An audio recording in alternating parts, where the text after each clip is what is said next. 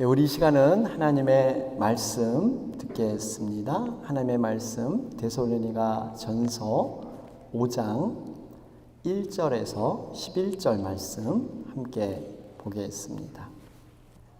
형제들아, 때와 시기에 관하여는 너희에게 쓸 것이 없음은 주의 날이 밤에 도둑같이 이룰 줄을 너희 자신이 자세히 알기 때문이라.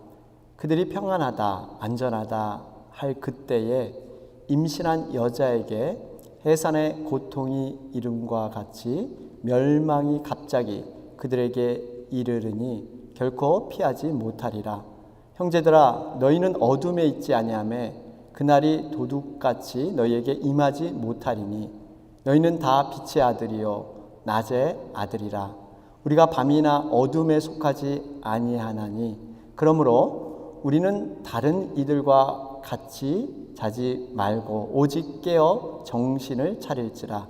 자는 자들은 밤에 자고 취하는 자들은 밤에 취하되 우리는 낮에 속하였으니 정신을 차리고 믿음과 사랑에 호심경을 붙이고 구원의 소망의 투구를 쓰자.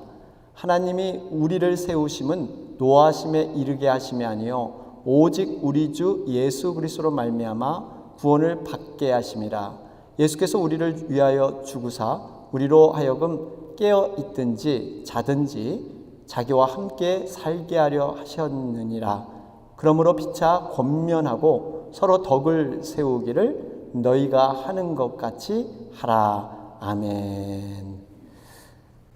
우리 오늘 이 말씀 묵상하면서요, 잠시 우리 준비한 영상을 길지 않은데 한 2분 정도 되는 영상입니다. 잠시 보도록 하겠습니다.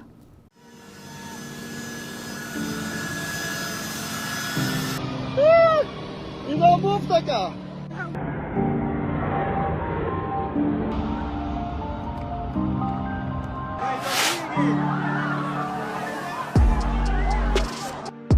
Entered the Afghan capital, and President Ashraf Ghani fled the country, saying, Ruler of the lands. I'm not entirely sure which desk they are sitting behind, but there it's also.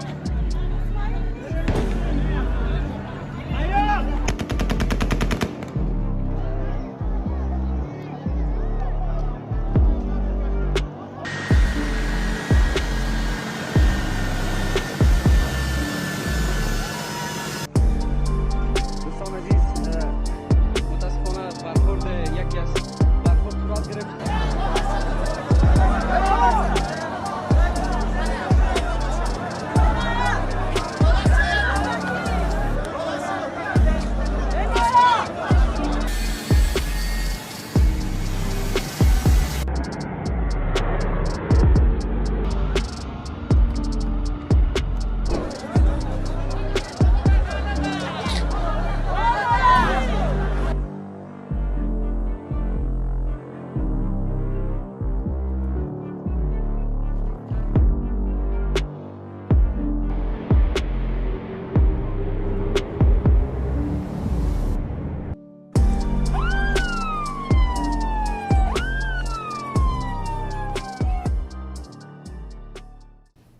우리 연합뉴스에서 나온 부분을 우리 좀 짤막하게 편집해 보았습니다.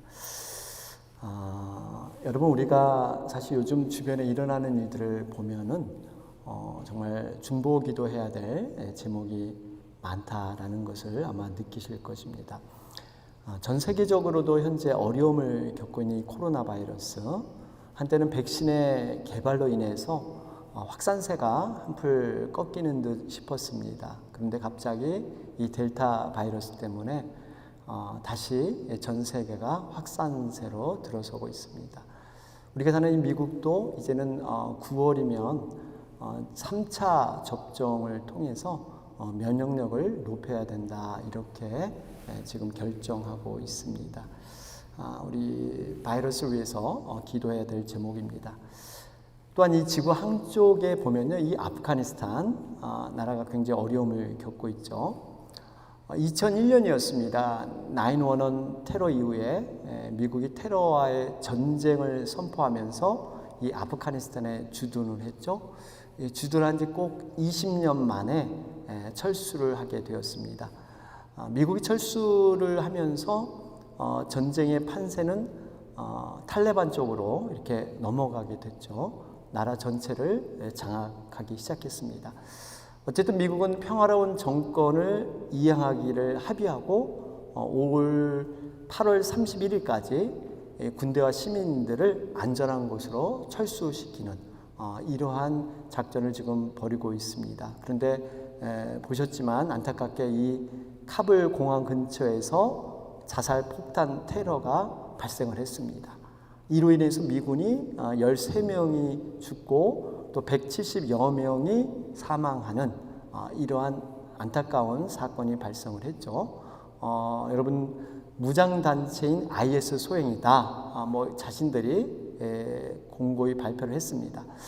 어떻게 보면 이게 서로 총을 겨누는 이러한 전쟁의 상황 중에 일어난 것이 아니라 약속한 대로 평화로운 그러한 철수를 하고 있는데 발생한 사건이라서 굉장히 많은 사람에게 당황을 주고 있습니다. 미국 대통령이죠. 조 바이든 대통령은 즉각적인 응징을 약속을 했습니다. 그래서 하루 만에 공중의 암살자라고 불리는 이 드론 폭격기를 통해서 이 테러를 주도한 IS 간부를 사살을 했습니다. 앞으로 자국민에 대해서는 이 테러에 대해서는 가만두지 않겠다. 분명한 응징을 할 것이다. 이렇게 선언한 바가 있습니다. 어쨌든 간에 여러분 이 아프가니스탄을 생각할 때 정말 세상이 바뀌었습니다. 그들의 입장에서 보면 지금까지 살아왔던 모든 삶의 기준, 방식, 그리고 상식이 다 뒤집어지는, 말 그대로 세상이 완전히 뒤집어진 그러한 상황이 일어났습니다. 특별히 그동안 어렵게 주님을 영접하고 크리스찬이 되었던 사람들, 또는 외국 정부에 협조했던 이러한 사람들, 지금 굉장히 공포의 철권 통치 아래서 신음을 하고 있습니다.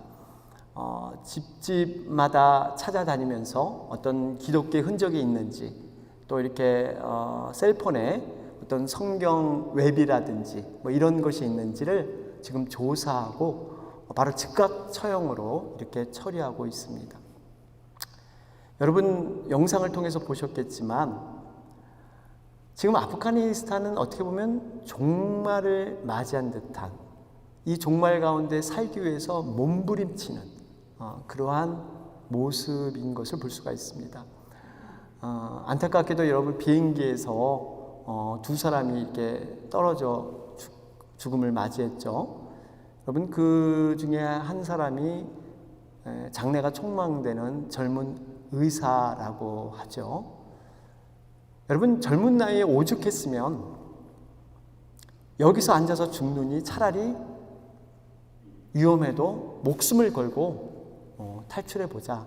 오죽했으면 여러분 비행기 그 바퀴를 붙잡고 여러분 올라탔겠습니까?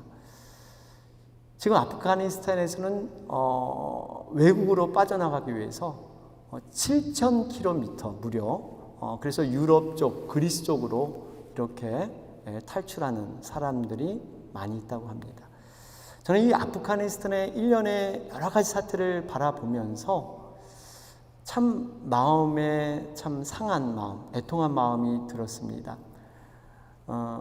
탑승하려고 몸부림치는 그 아프가니스탄의 사람들의 모습, 만일 그곳에 우리 가족이 있었더라면, 아니면 우리가 있었더라면, 아니면 내가 있었더라면 과연 나는 어떻게 했을까? 그러면서 한 가지 제 머리에 선명하게 떠오른 것은, 예전에 우리 주일학교에서도 이렇게 연극을 이렇게 한번 한 적이 있죠. 노아 시대의 노아의 방주, 이것이 문득 떠올랐습니다. 대홍수 심판이 일어났을 때 그동안 노아의 방주에 전혀 관심이 없던 이런 사람들이 비가 쏟아지고 물난리가 나니까 그 닫혀진 방주 문에 매달려 울부짖으면서 살려달라고 이렇게 하는 그 모습, 이것이 떠올랐습니다. 그러면서 한 가지 또 생각이 겹치는 것은요, 지금 우리는 미국이라는 강대국 안에서 안전하게 우리는 살고 있지만 어떻게 보면 육적인 상황을 떠나서 영적인 모습을 볼 때 우리는 과연 어떤가? 저렇게 아프가니스탄만의 그 사람들을 불쌍히 여기면서 안 됐다고 우리는 여길 것이 아니라 우리의 영적인 상황, 그 상황은 우리는 어떤가 하는 생각도 하게 되었습니다. 만약 우리 앞에 이런 구원의 방주가 있다면 우리는 어떻게 해야 하는가? 노아 시대처럼 단순히 놀러가고 시집가고 장가가고 장사하고 그저 세상의 미래를 위해서 바쁘게 살고 열심히 살고 그냥 세상에 즐기는 그러한 기쁨 가운데 젖어 있지는 않을 것입니다. 이 아프가니스탄의 그 국민들의 모습처럼 어찌하든지 그 방주를 타려고 아마 안간힘을 썼을 거예요. 우리가 사실 이 땅에 쌓았던 많은 어떠한 물질적인 재산, 사회적으로 쌓았던 명예, 어떤 인기, 지위, 그때는 아무것도 필요가 없습니다. 당장 사는 것이 중요하기 때문에. 이보다 더 급하고 중요한 일이 없기 때문에 아마 우리는 모두 내려놓고 방주를 타려고 할 것입니다. 여러분, 우리에게 구원의 방주, 과연 멀리 있는 미래의 사건일까요? 믿음으로 보면요, 사실 멀리 있지 않습니다. 우리 가까이 있는 것이 구원의 방주입니다. 이 구원의 방주는 단순히 눈에 보이는 배가 아니에요. 주님과 친밀하게 우리는 동행하고 우리는 매일 함께하고 있는가? 이것이 바로 구원의 방주인 줄로 믿습니다. 우리는 세상의 말세가 오면 깨어 있어야 합니다. 여러분, 깨어 있다는 것은 그 의미가 그때는 믿음의 어떤 각성이 일어나서 반짝 전에 없던 믿음이 뭔가 주님이 오실 때는 뭔가 확 일어나서 그 주님을 맞이하는가? 그게 아닙니다. 깨어 있다는 것은 내가 평상시 숨을 쉬고 생각하고 행동하는 모든 삶 가운데 주님과 함께 동행하는 삶입니다. 그분이 나의 주인이 되고 그분의 말씀의 명령에 따르고 그분에 의해서 이끌림을 받는 것, 여러분, 이것이 바로 구원의 방주 안에 거하는 그러한 모습인 줄로 믿습니다. 이것이 바로 복된 삶이에요. 오늘 살펴보는 우리 데살로니가전서 5장 앞부분에 보면 4장에는요, 하나님의 뜻에 대해 설명을 하고 있습니다. 하나님의 뜻은 분명합니다. 하나님의 백성은 세상과 구별되어야 된다. 세상과 다른 거룩한 삶을 살아야 된다. 그러면서 형제 자매에 대해서 서로 사랑하고 아껴야 된다. 그러면서 아울러서 자기의 주어진 일에 힘쓰고 외인에게도 단정히 행하라. 이런 말씀이 들어있습니다. 그러면서 마지막에, 이 4장의 마지막에 기록된 말씀이 주님의 재림과 부활을 소망하면서 서로 위로하라. 이렇게 말씀하고 4장이 마무리돼요. 그러면서 이제 5장, 오늘 우리 살펴보는 5장이 이 4장에 이어서 주님의 재림과 성도의 부활, 이 주님의 날에 대해, 때와 시기에 대한 권면의 말씀을 주고 계십니다. 오늘 본문은요, 앞으로 어떠한 재림과 종말이 있는가 하는 것을 설명하면서 성도들은 어떻게 살아야 되는가, 어떻게 사는 것이 정말 깨어있는 삶이고 옳은 삶인가 라는 것을 설명해 주고 있습니다. 오늘 1절과 2절을 한번 보시겠습니다. 여기 보시면, 형제들아, 때와 시기에 관하여는 너희에게 쓸 것이 없음은 주의 날이 밤에 도둑같이 이를 줄을 너희 자신이 자세히 알기 때문이라. 그러니까 바울은 종말의 때와 시기에 대해서는 구체적인 날짜를 언급하고 있지 않습니다. 그런데 그날은 반드시 도둑같이 임한다 이렇게 말하고 있어요. 여러분 도둑의 특성이 뭡니까?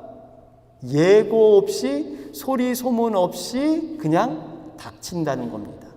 그러니까 데살로니가 교인들은요 이 재림의 때에 아주 많은 관심이 있었습니다. 그래서 재림의 때를 기다리면서 신앙생활을 열심히 했어요. 그런데 그 중에 일부는 이 시기에 대해서 잘못 이해를 하고 있었습니다.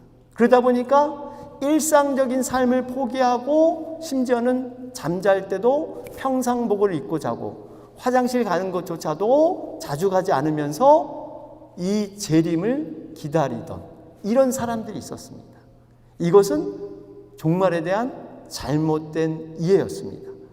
사실 이러한 생각을 예수님의 제자들도 예수님이 승천하실 때 똑같은 질문을 한 적이 있어요. 주님 언제 오십니까? 그랬더니 예수님께서 때와 시기에 관해서는 너희가 알 바가 아니다. 단지 너희들은 오직 예루살렘을 떠나지 말고 약속하신 성령을 기다려라. 이렇게 말씀해 주셨어요. 여러분 이 말씀은 단순히 제자들에게만 주신 말씀이 아니에요.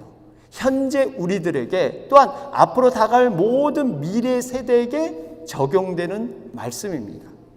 우리가 때에 대해서는 알 바가 아닙니다. 그러나 구원받은 자는요 바로 예루살렘에서 성령을 기다리듯이 여러분 슬기로운 다섯 처녀처럼 이 신랑 오신 주님을 기다려야 되는 것입니다. 이것을 하지 않으면 도둑같이 임할 수 있기 때문에 너희들이 깨어 기다려야 된다. 여러분 이렇게 도둑같이 임하실 예수님의 재림을 맞이하는 두 부류가 있습니다. 두 부류가 있는데요. 먼저는 주님을 믿지 않은 사람들. 여러분 3절을 보실까요? 3절 말씀을 보면 그들이 평안하다 안전하다 할 그때에 임신한 여자에게 해산의 고통이 이른과 같이 멸망이 갑자기 그들에게 이르르니 결코 피하지 못하리라. 그러니까 세상 사람들은 그저 평안하다 안전하다 무슨 재림이 있어? 뭐가 세상의 종말이 와? 그저 살면 되는 거지. 이렇게 재림을 부인하고 아직 때가 안 됐다고 그냥 세상에 속해서 바삐 살아가는 사람들, 그런 사람들은 과연 어떻게 될 것이냐? 결코 피하지 못하리라 말씀하고 있습니다. 우리가 역사적인 사실을 봐도 성경은 분명히 말씀하고 있죠. 하나님께서 창조하신 인간들이 범죄했을 때 사람 지음을 한탄하셨어요. 후회하셨습니다. 그래서 물로 심판하셨잖아요. 노아를 부르시고 방주를 지어서 그를 구원하는 이러한 하나님의 계획 안에서 하나님은 살아가셨는데 여기 보면은 그 당시의 사람들의 죄악이 기록되어 있습니다. 뭐라고 그러면 노아가 방주에 들어가던 날까지 사람들이 먹고 마시고 장가 들고 시집 가더니 홍수가 나서 저희를 다 멸하였으며 이래요. 여러분 그들은 노아가 방주에 들어가는 날까지 그냥 세상을 즐겼습니다. 소돔과 고모라가 멸망할 때도 여러분 천사들의 심판의 경고를 들은 바로 롯의 사위들, 이 장인어른의 말을 농담으로 여기면서 그냥 그 땅의 쾌락과 그 땅의 일들을 멈추지 않았습니다. 여러분 그들에게는 도둑같이 임하셔서 심판했다는 거예요. 여러분 이것이 믿지 않은 자의 두려움입니다. 전혀 대비하지 않았기 때문에 그 두려움이 있어요. 그러나 여러분 슬기로운 다섯 처녀를 보세요. 등불과 기름을 준비했습니다. 이 다섯 처녀는 오로지 등불만 준비했지만 슬기로운 다섯 처녀는 달랐어요. 그랬더니 나중에 어떻게 됩니까? 이 등불만 준비한 다섯 처녀는 혼인잔치에 참여하지 못하고 어두운 곳에서 슬피 울며 이를 갈았다. 이렇게 기록되어 있어요. 구원받지 못한 겁니다. 그런데 여기 다른 한 부류가 있어요. 바로 믿음의 성도들입니다. 여러분 4절을 한번 같이 한번 읽어볼까요? 4절 한번 읽어보겠습니다. 시작. 형제들아 너희는 어둠에 있지 아니하매 그날이 도둑같이 너희에게 임하지 못하리니. 여러분 보세요. 성도들에게는 주님의 재림이 도둑같이 임하지 못한대요. 아니 2절에서는 도둑같이 임한다고 해놓고 4절에서는 도둑같이 임하지 못한다는 거예요. 여러분 이게 무슨 의미입니까? 그러면 예수님의 재림이 두 번 일어나는 걸까요? 한 번은 도둑같이, 아니면 도둑같이 못하게. 이게 아니죠. 왜 이렇게 다른 말씀을 하실까요?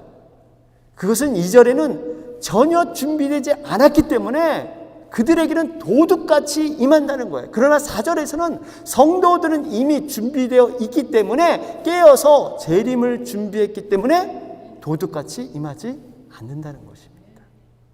이 말씀이 그 다음에 더 상세하게 말해주고 있습니다. 5절과 6절 한번 보세요. 너희는 다 빛의 아들이요 낮의 아들이라. 우리가 밤이나 어둠에 속하지 아니하나니 그러므로 우리는 다른 이들과 같이 자지 말고 오직 깨어 정신을 차릴지라. 여러분 여기 보세요. 바울은 성도를 가르쳐 빛의 아들, 낮의 아들이라고 하고 있습니다. 이것은 성도의 정체성이에요. 우리가 어떻게 이 땅에 살아가야 하는지를 분명히 말씀하고 있습니다. 마태복음 5장에서도 산상수훈에서 성도들을 가리켜 세상의 빛이다, 소금이다 이렇게 말씀하셨어요.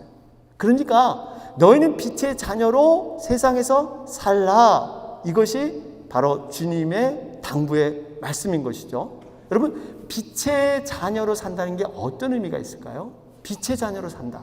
여러분 빛은 어둠을 밝히는 역할, 깨어있는 삶입니다.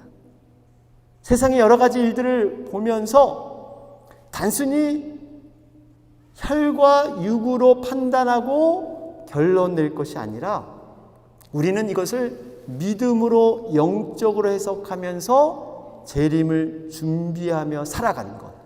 이것이 바로 빛의 자녀의 모습이고 깨어있는 삶인 줄로 믿습니다. 바로 이렇게 살아가는 거예요. 그래서 본절에 보면 빛의 자녀와 반대적인 개념이 자는 자 이렇게 기록되어 있죠. 여러분 이 자는 자라는 것은요 원문에 보면 헬라 원문에 보면 코이마오라는 뜻이에요. 코이마오. 이것은 도덕적으로 무감각한 상태. 아무런 느낌이 없는 거예요. 그저 밤에 속한 자, 어둠에 속한 자처럼 아무런 감각이 없는 사람.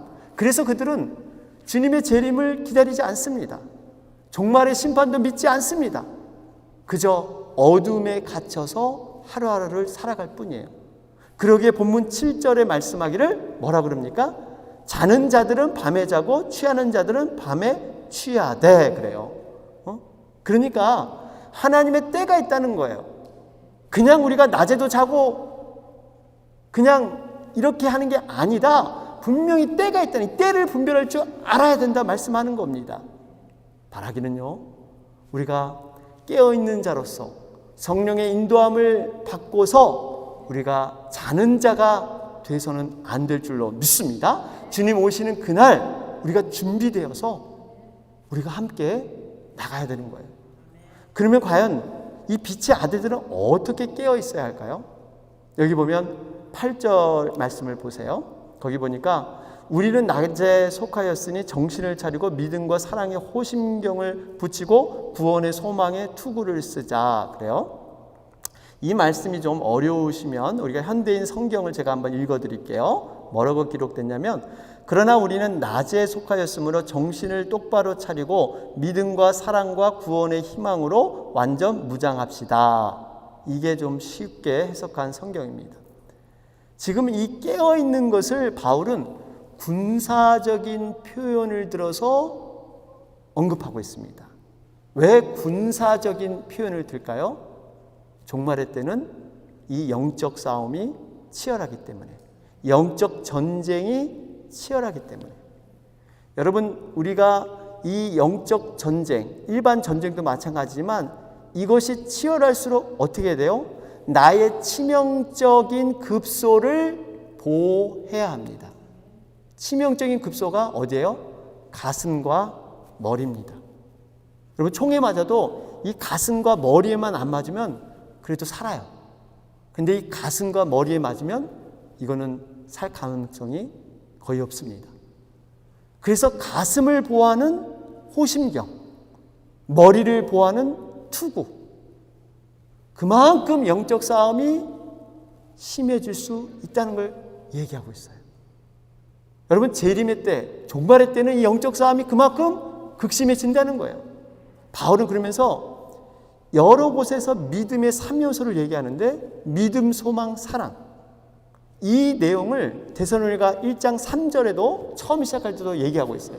너희의 믿음의 역사와 사랑의 수고와 우리 주 예수 그리스도에 대한 소망의 인내를 우리 하나님 아버지 앞에서 끊임없이 기억함이니, 믿음, 사랑, 소망, 세 가지를 얘기하고 있는데 바로 이 모습을 마지막에도 동일하게 언급하고 있습니다. 여러분, 우리가 믿음, 사랑, 소망 너무나 중요해요. 말씀에 근거한 진실한 믿음을 소유하고요, 그 믿음을 근거해서 기꺼이 사랑의 수고, 섬김, 봉사의 삶을 살아야 합니다. 그런데 이러한 삶을 살다 보면 여러 가지 오해와 여러 가지 고난의 과정이 있을 거예요. 여러 가지 방해 역사가 있을 겁니다. 그럴 때 주님을 기억하면서 구원의 소망, 이 소망을 붙들고 종말을 살아가라, 이런 말씀을 주고 있습니다. 그러면서 이 다음 절에 그 이유를 설명하고 있어요. 9절 한번 보세요. 9절 보시면 하나님이 우리를 세우심은 노하심에 이르게 하심이 아니요 오직 우리 주 예수 그리스도로 말미암아 구원을 받게 하심이라. 여러분, 여기 보면 지금 이 8절에 이 믿음의 3요소에 대해서 이렇게 얘기를 하고 있는데요, 여기서 보면 여러분, 우리가 이 8절 말씀을 보면 어떤 내용이 있냐면 믿음과 사랑에 호신경을 붙이고, 믿음과 사랑의 앞에는 아무런 수식어가 없어요. 그런데 유독히 구원 앞에는 수식어가 있습니다. 소망 앞에는 수식어가 있죠. 그것이 구원의 소망을 투구로 쓰자, 이거예요. 그러니까 이 믿음과 사랑에는 수식어가 없는데 소망 앞에는 구원이라는 수식어가 있어요. 그러니까 이 소망은 뭐냐, 이걸 설명해 주는 거예요. 여러분, 이 소망이 어떤 소망? 바로 구원의 소망인 줄로 믿습니다. 그래서 이 말씀이 9절과 연결이 되는 거예요. 그래서 9절에 뭐냐면 지금 하나님이 우리를 세우시면 노하심에 이르게 하심이 아니요 오직 우리 주 예수 그리스도로 말미암아 구원을 받게 하심이라. 결국 우리의 소망이 어딨냐? 종말에 있다는 거예요. 재림에 있다는 거예요. 아, 우리 주님이 나를 구원하실 것이다 라는 소망을 붙들고 우리가 살아가야 될 줄로 믿습니다. 그래서 여러분, 종말을 또 잘못 이해하신 분들은요, 그저 주님의 재림을 두려워하고 무서워합니다. 공포스럽게 생각을 해요. 이건 여러분, 사탄의 속임수입니다. 우리에게 두려움을 주려고 주님이 이렇게 재림과 종말에 말씀하신 게 아니라 말 그대로 구원을 받게 하기 위해서. 여러분, 믿는 자에게는요, 주님의 재림이, 세상의 종말이 오히려 기쁨으로 기대되는, 사모하는 마라나타, 주 예수의 속히 오시옵소서, 이런 고백이 돼야 될 줄로 믿습니다. 전제는 우리가 깨어 있어야 합니다. 그러면서 10절에 구체적으로 나오죠. 좀 더 설명하는 게 10절에 보면 여기 나오기를 예수께서 우리를 위하여 죽으사 우리로 하여금 깨어있든지 자든지 자기와 함께 살게 하려 하셨느니라, 이거예요. 여러분, 결국 우리가 깨어있든지 죽어있든지 예수님이 재림할 그때에 우리가 살아있든지 아니면 자든지 죽은 사람이든지 상관없다는 거예요. 예수님께서 십자가에 이미 죽으시고 살아나신 이유가 그 재림 때 모든 성도들이 함께 일어나서 함께 주님과 함께 살기 위해서, 하늘로 올라가기 위해서, 그래서 예수님이 재림하신다라고 말씀하고 있는 거예요. 자, 결론적으로 그러면 우리는 이 재림을 위해서 구체적으로 어떻게 살아야 될 것이냐, 그게 바로 11절 말씀입니다. 여기 보세요. 그러므로 피차 권면하고 서로 덕을 세우기를 너희가 하는 것 같이 하라, 그래요. 이게 바로 재림의 때 성도들이 살아갈 구체적인 삶의 방식입니다. 여러분, 권면한다는 것은 위로한다는 거예요. 위로. 서로 어려움을 위로하고 힘을 북돋아 주는 것. 덕을 세운다는 것은요, 집을 세운다라는 의미가 있어요. 집을 세운다. 여러분, 집을 세울 때 혼자 집을 짓지 않습니다. 여러 사람이 합력해서 기초를 세우고 벽돌을 하나하나 올리고 여러 가지 창문과 문을 만들고 이렇게 사역을 나누어서 함께 조심조심 세워가는 것. 이게 바로 덕을 세운다라는 거예요. 그러니까 재림의 때 우리가 해야 될 것은 서로 간의 영적 성장을 위해서 권면하고 위로하고 함께 세워가는 것. 이것이 바로 재림의 때 살아가야 될 성도들의 모습이다라고 말씀하고 있습니다. 말씀을 정리해 보겠습니다. 여러분, 요즘 세상에서 일어나는 일들을 볼 때 종말의 징조들을 우리는 많이 발견할 수가 있습니다. 어떻게 보면 노아 시대와 같은 이러한 시대가 현재 재현되고 있습니다. 세상 사람들은 재림에 별로 관심이 없습니다. 그러면서 자신의 필요와 욕망을 위해서 너무나 바쁘게 살아가고 있습니다. 반드시 우리 주님께서는 예고 없이 도둑같이 갑자기 임하신다 말씀하셨어요. 그러나 깨어있는 주님의 성도들, 자녀들은요, 도둑같이 임하지 못한다고 말씀하고 있습니다. 단 우리가 깨어 있어야 합니다. 여러분, 우리 오늘 화면을 통해서, 영상을 통해서 보셨듯이 아프가니스탄의 그 국민들 살기 위해서 비행기 바퀴를 붙잡는 그러한 모습을 보면서 우리는 얼마만큼 구원의 소중함을 정말 알면서 살고 있는가.